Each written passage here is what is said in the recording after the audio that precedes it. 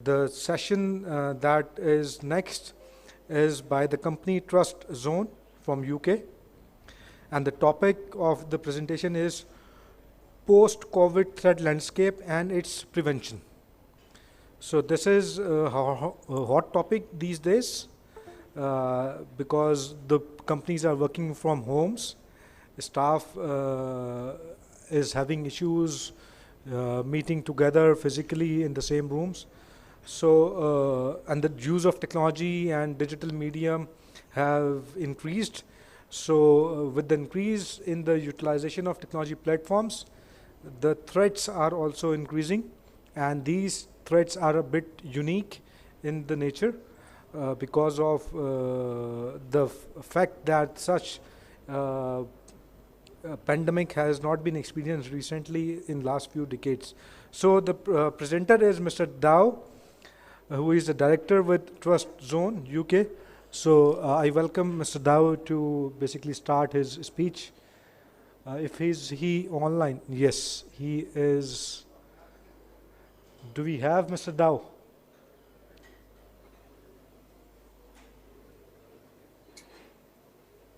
Good afternoon, everyone. My name is Dayo. I'm a cybersecurity consultant with Trust Zone in the United Kingdom, and I'm here to talk about post-COVID threat landscape and its prevention. I'd like to thank the organizers of the CTI 2020 for this opportunity. Okay, so straight away, let's look at what we'll be discussing over the next couple of minutes. We'll be looking at the threat landscape, stats, general attack stats, 2020 top cyber threats. We'll be looking at two. So looking at this, looking at the screens we have a list of threat vectors over the last 5 years. And we can see how over the years, the same 8 attack vectors have been kind of like undulating, switching places between 1 and 8. And we'll see over the next few minutes whether that's a recurring theme or not. So we'll also be looking at how cyber threats have changed since the COVID pandemic, and how we defend against these threats. Okay. So, having a quick understanding, we start by talking about what these threats are pre-COVID and what they look like. And I think we have a clear picture of what drives security incidents and breaches, broadly speaking. This information that's being flagged right now is from the Poneman Institute Cost of Data Breach Report 2020 and the Verizon Data Breach Investigation. Okay. When we think about threats on organization, being insider, we're looking at employees either sending information to personal devices or their emails for either to work at home or for maybe they plan to retire, to resign, and they're sending things out. Or external threats could be a hacker or other criminal with malicious intent. How do we measure these threats? It's not exact science, but looking at the stats, we can see from what I have up there that we have 70% of these threats are perpetrated by external actors. So that means a big chunk, 30%, is still internal. That's a third of threats being internal. And that number is significant because we have employees who have access to lots of data for day-to-day work legitimately, and they're harder to detect. They're malicious. Yeah, we might have some controls, but that intent, as long as they have the intent, they can always do things that have a negative impact to your enterprise. In addition, for criminals, they love user credentials. They can buy and steal and bypass our controls. And that's why it's critically important that we reinforce the need for education within our enterprise, because it's, what happens is that either, unconsciously or not, insiders can actually lead to major compromise. Okay. So what's changed? On the previous slide, we spoke about life pre-COVID, but what's changed as a consequence of this?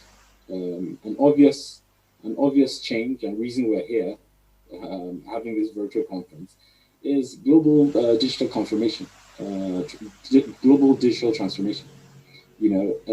Everyone has transitioned to some kind of remote working, and businesses have tweaked their ways of working. E-commerce was everywhere previously, but now more and more businesses have moved online. Staff have been cut, so there's quite a lot of strain on ways of working, and these are the kinds of things that malicious actors love, because they basically morph into the landscape as they work. Criminals, nothing's changed because criminals will always adapt to take advantage of happenings in the world.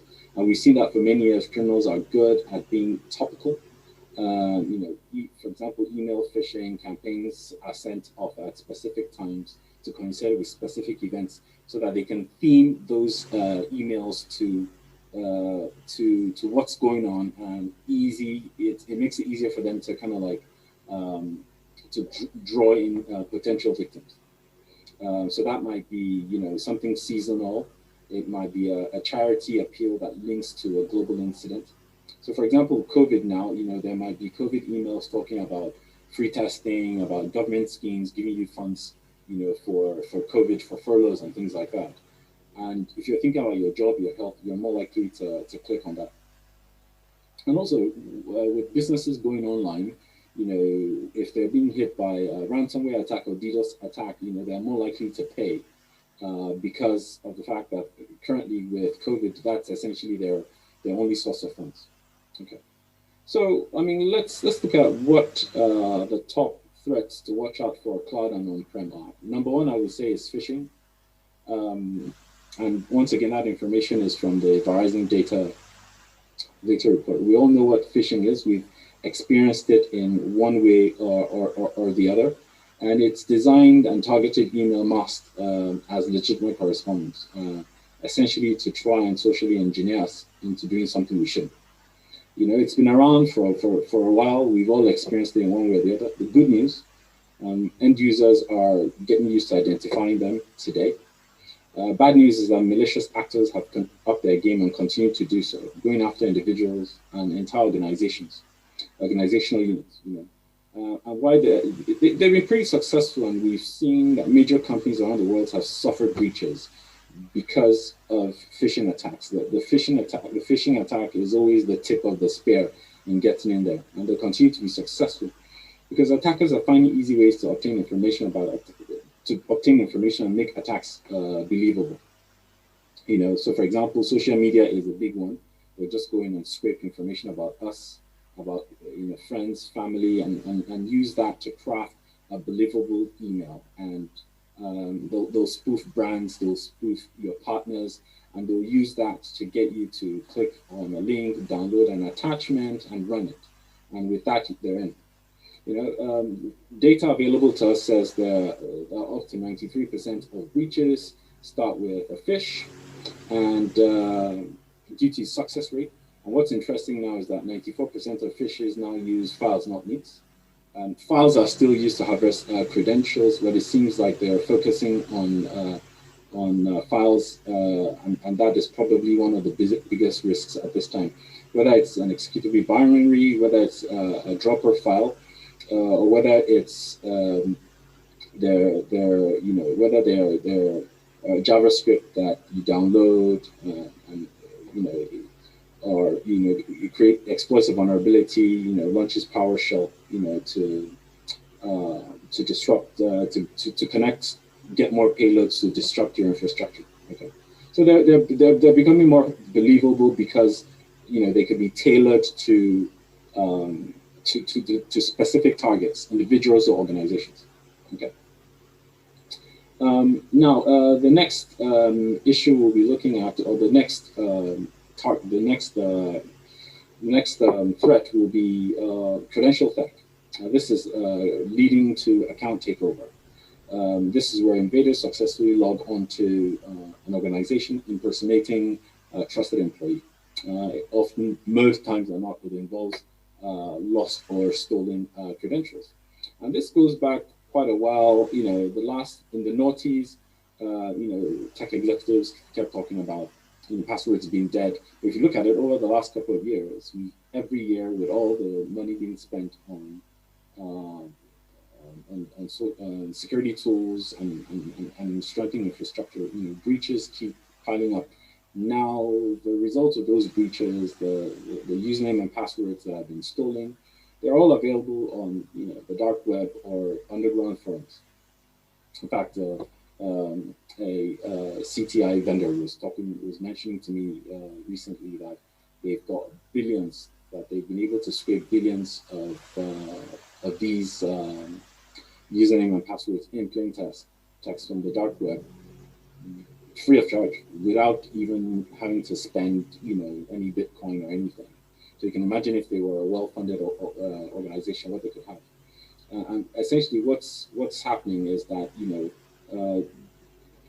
once they have these credentials, they leverage them to launch attacks against organizations and individuals using tactics like password spraying, and that's why they take the most common password and try them against specific accounts in organizations. And this is essentially successful because people tend to use weak passwords and we use them in different accounts. And that's why it's critical to have a password policy that not just alphanumeric, using special characters and things like that.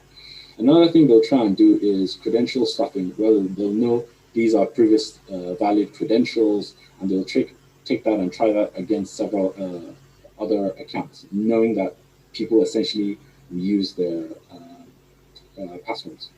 We've also seen that these attacks can bypass MFA, especially basically SMS-based MFA.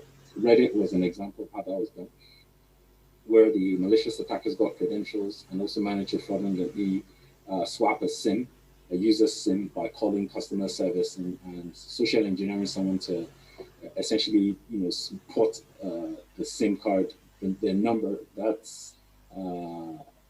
SIM card around, so that they could intercept the token. While MFA is positive, it's having strong authentication is always a good thing.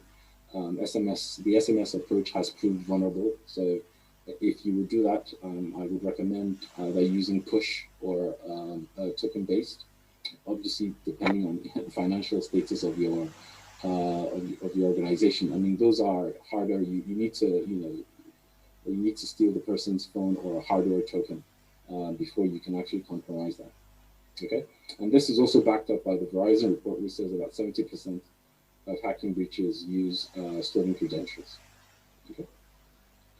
So what could we do to defend against these threats? Well, first things first is having a defense in-depth security strategy, because there is no single security service or tool that can be deployed against every single threat in the wild.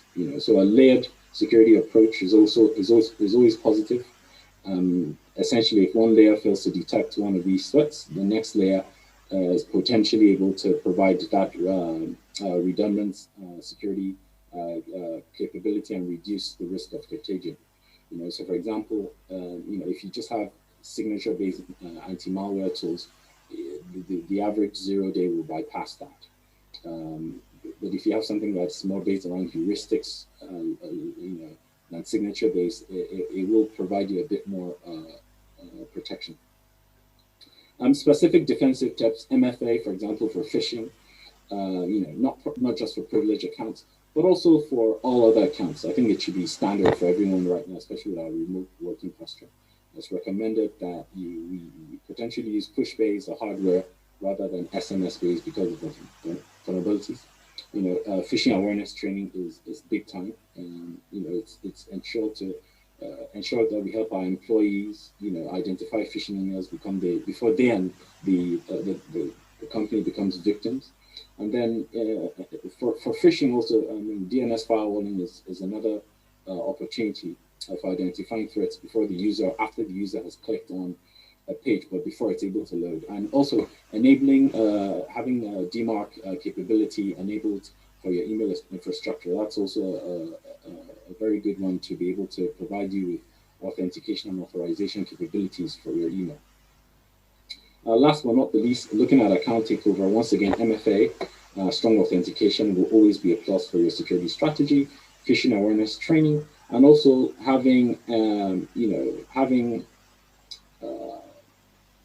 advanced anti-malware capability is always a big plus, because also that helps you, forestall things like lateral movement in the event that something actually gets through. So thank you very much for this opportunity. I will stop here, and hopefully we can proceed and discuss in a bit more detail.